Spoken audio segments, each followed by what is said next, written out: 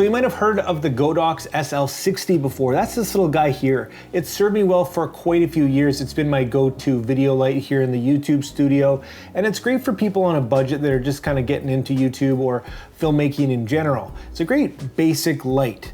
Now this is basically the same light, actually a little bit more powerful and a heck of a lot smaller. This is by iFootage. It's the new anglerfish series, and this is the SL1 60DN. This is a feature-packed light that is going to be worth considering if you're looking for an inexpensive light for your filmmaking and lighting needs. Today I thought I'd give you a quick review of this little light here and tell you my thoughts and figure out whether or not it's worth you considering. Okay, so this little guy right here is a 70-watt LED light that's going to be great for, well, small studios, obviously, because the size of it and the weight is just phenomenal. They've done a fantastic job at packing in a ton of features, some that you might use a ton of and maybe some that you maybe won't. There's also the option of a carrying case here, which I do appreciate.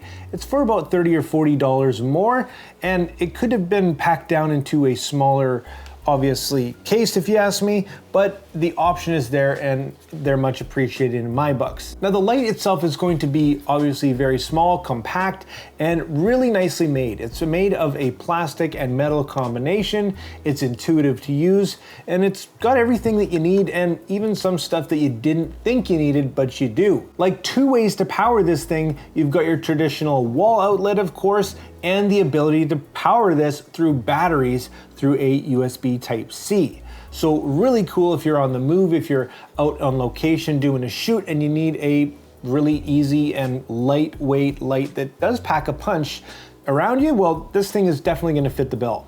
So for size, this thing is gonna get absolutely 10 stars, 2 thumbs up. I love the size, the weight, and it's gonna be great for me for a second or a third light here in the YouTube studio. Could you use it as a main light? Absolutely. It's brighter than the SL60, having 70 watts of light, and it is just like the SL60, fixed at a 5600 Kelvin color temperature. That means you can't adjust it between cool or warm. It's set at just about what you see here.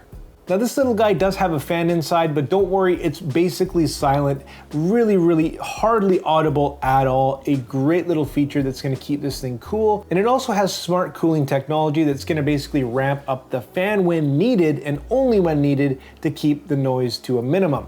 There's absolutely no flicker with this light, of course, because that would kind of ruin everything. And it does have an easy to use and intuitive app that you can use to control not just this light, but a bunch of lights at the same time, either individually or together if need be. On the front here, it's worth mentioning that it does have a little tiny Bowens mount, a mini Bowens mount that does have a little reflector included, and that fits on just fine. But if you did want to use some of your bigger Bowens mount stuff, your regular Bowens mount, you're going to have to use the adapter, which does come at an additional cost. So basically you just throw that on your light here, and this is also going to be another mounting option, and there you have it. You mount your regular Bowens mount stuff right onto the front of that, and you can also include additional modifiers like an umbrella or something if need be. I also mentioned that there are multiple ways to power this unit, including their V-mount battery that plugs right into the back of your regular plug-in here. Now that's going to be a great option and a nice little handle to be able to move your light around, but it's going to come at an additional price. You can fine-tune this thing not just by 1% when you're dimming from 1% to 100%, by 0.1%.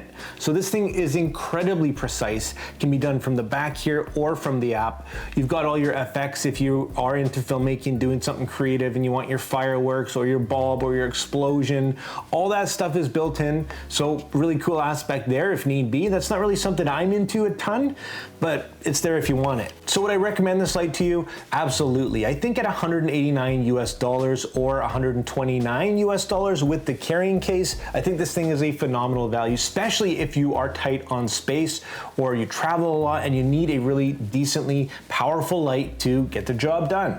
I think this is a great consideration and I would completely recommend it to you. Now, I was sent the carrying case here, and I'm a big fan of carrying cases just because I have a lot of gear and they tend to, well, stack up on each other. And if I don't have a place to put them, it just gets chaotic. So they did do a great job at designing the carrying case. It's a great feeling, great texture, and great quality all around. My only complaint with this thing is that the use of space is not super great, meaning that this tiny little light and all its gear could have probably fit in something about half the size. So having said that, you want to be able to protect your stuff in case of a drop or travel or something, and in that case it does a really good job. But I do wish it was just a little bit smaller.